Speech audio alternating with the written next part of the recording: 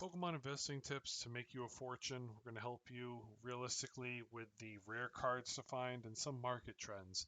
Here's my best tips that I can give you right now, realistically, with how the market's moving.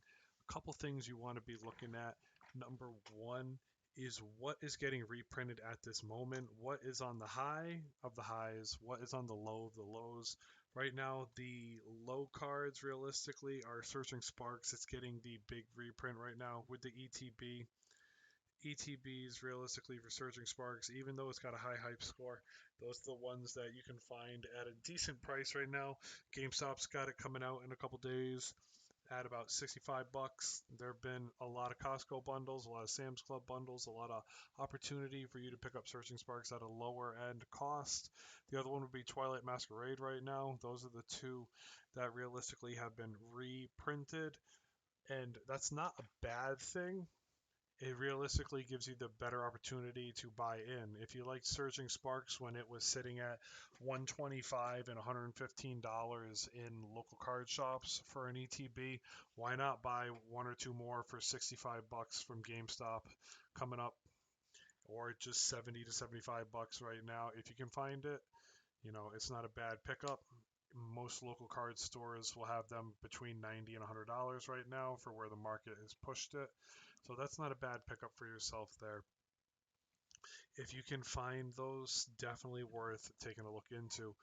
What I want to talk about now is some of the other cheaper ways to give yourself an investment for your long-term holds so that you can see some return on the money you're putting in. One of the cheapest ways to do it is getting the art packs or the sleeve booster packs and finding the art set for it.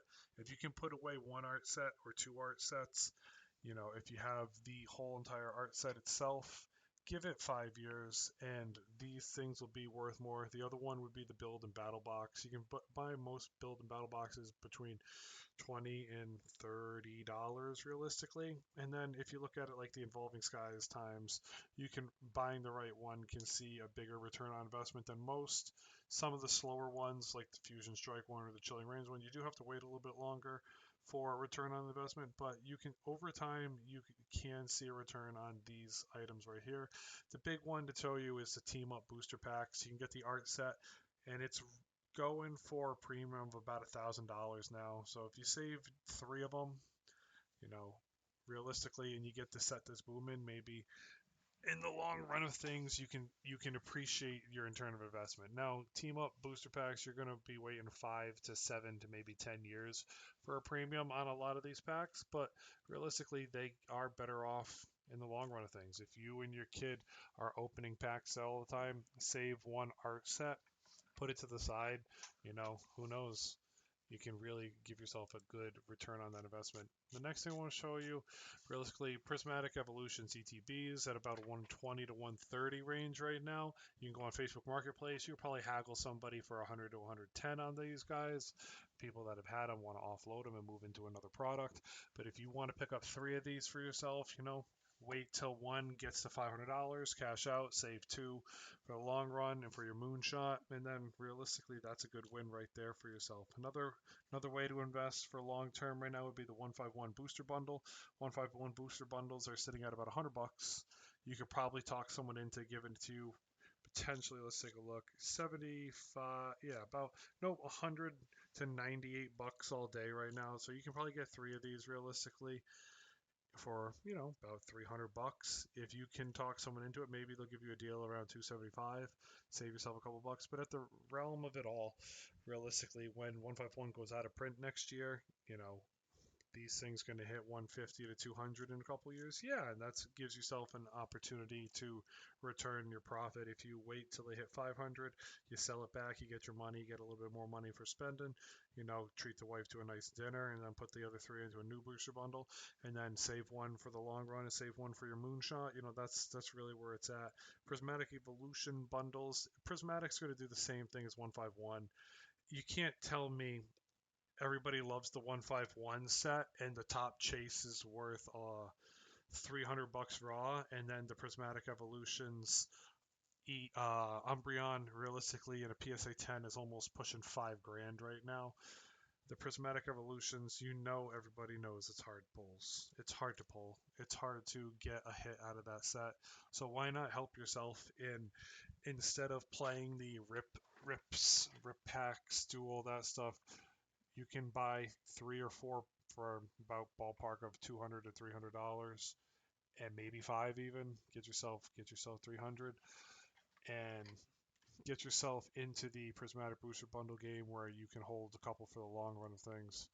Surging Sparks ETBs, realistically, they're on the downtrend, but that's not a bad thing. There's still high sales. Even on this way down, there's still a lot of sales for these guys.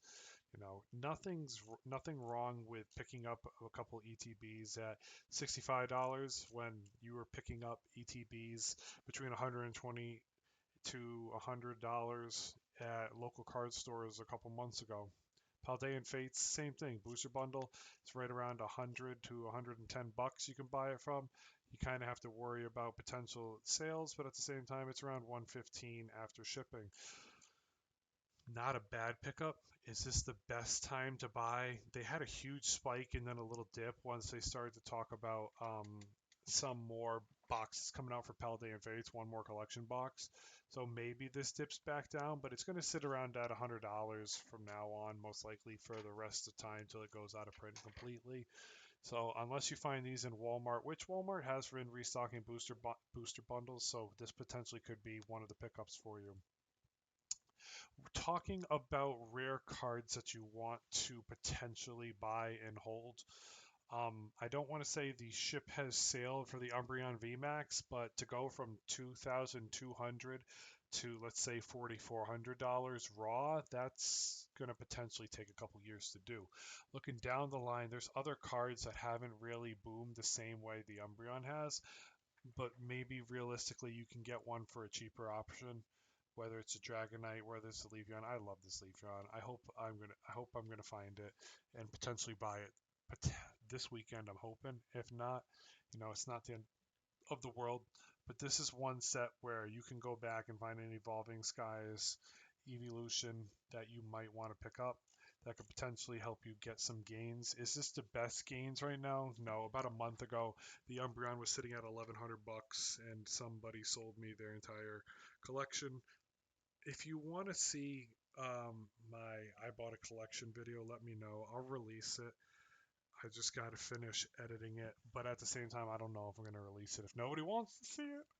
But yeah, I'd like to show everybody my video on that. But yeah, Umbreon VMAX is going through the roof right now.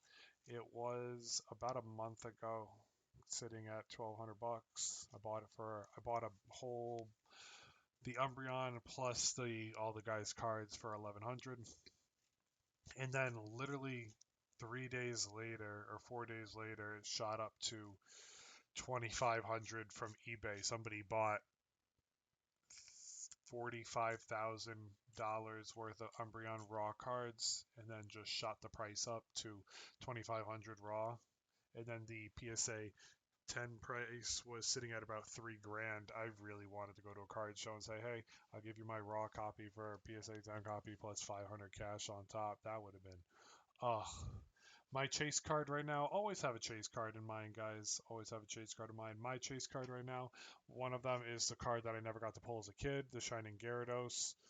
I just like this card for the fact that like this guy is showing fear in the eyes of the Gyarados, and I really do enjoy this card. I've never seen a clean front copy. That's when I find binder copies, I'm looking for clean fronts. The back damage only scares me when it's black dots because you're worried about mold. But realistically, if a back is got a lot of whitening, it's not the end of the world, but clean fronts is what I look for. I just want to stare at the card. If you can find a clean front copy in person, you know, this is definitely a card that's worth keeping. PSA 10, there's realistically it's just ridiculously gross, 8,200.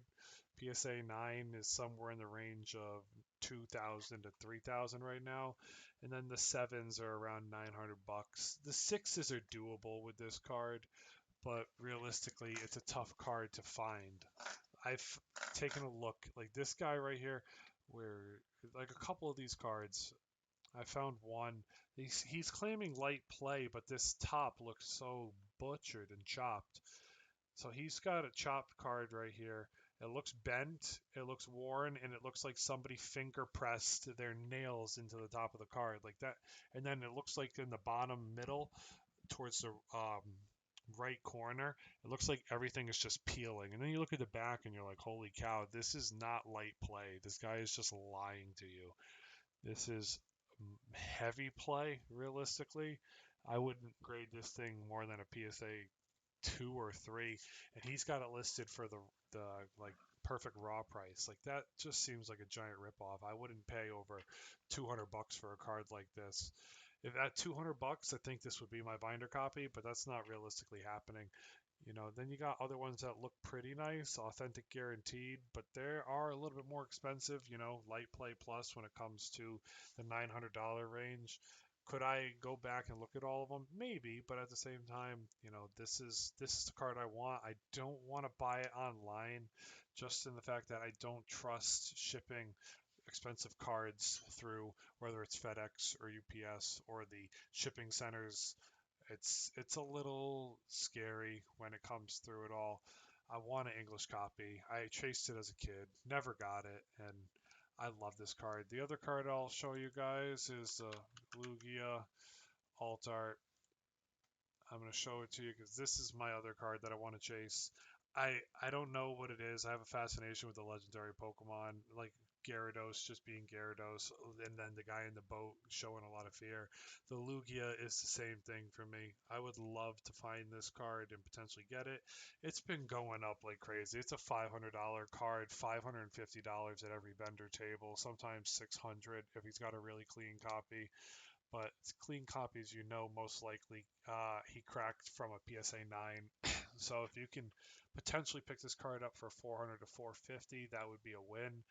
Do I think I'll get it this weekend? Most likely no. A lot of people are going to card party, and that's not me. I'm not a cool kid like that. But it is a nice card, and I hope one day I will get my legendaries page in my binder to have the Shining Gyarados, just because it's just so clean, and I like the guy being fearful, and then I like the Lugia V as well. So those are two cards that are in my definitely on my radar, rare cards to find.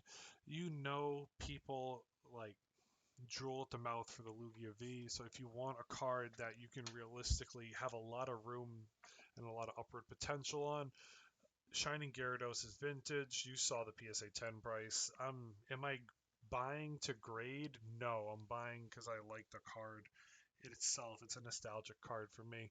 And then Lugia V would be the other card that I've been looking for to hopefully get my hands on one day. With everything that's going on in the market right now, a couple things that you also want to think about and protect yourself. Protect your cards. Get a good binder. Get sleeves for your cards. Put them in top loaders. Put them in a top loader binder. Get a binder with a zipper on them so they don't fall out. A couple other things you want to think about to protect your investments. If you're getting ETBs, get an acrylic case. Get the protective cases for your stuff. Be careful where you put your products, because at the end of the day, you want to keep it dry and clean. And then at the end of the day, buy and hodl. As much as it's fun to open everything, you want to hopefully one day come out of this thing net neutral, or you want to have some of your cards fund the hobby completely for you. That's always the way to keep it going, to keep your fuel going for this market, to help yourself in the long run of things. Hey, I'm Pat. It's Pat's Projects, guys. Please drop me a comment down below. Let me know what you're thinking about, because I would really appreciate it. What are you investing in right now? What's your investing experience? Do you have any questions? Talk to me about anything. If you're realistically grading cards, do you have any techniques for grading? I would always appreciate the comments down below. And until next time, everyone, Pat out.